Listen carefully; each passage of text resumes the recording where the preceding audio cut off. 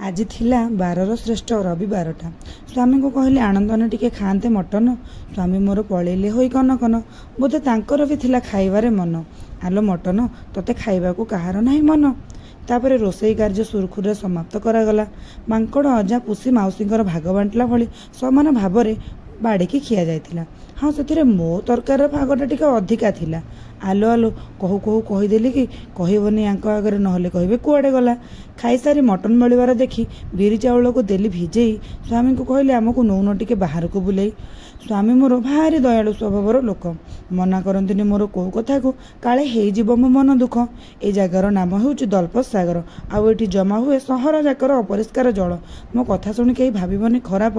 ए जगटा सତରେ भारी बढ़िया लगे। संध्या बेले जाइकी हवाकू गपसप। सेठु फेरला बेलू सांग सह मोर होइतिला देखा। आलो मार्केट जाइछु पुणी खाइके आसबुनी सेटा बा नाही आम जातकरे लेखा। सांग को सेठु करा जाइतिला निमंत्रण एकाठी करिया पई रात्रि भोजन। कमेंट रे कहंतु कहार कहार पसंद चकुली को मटन। आपण सब्सक्राइब कले खुशी हे जीव मो मन। रहिली जय जगन्नाथ।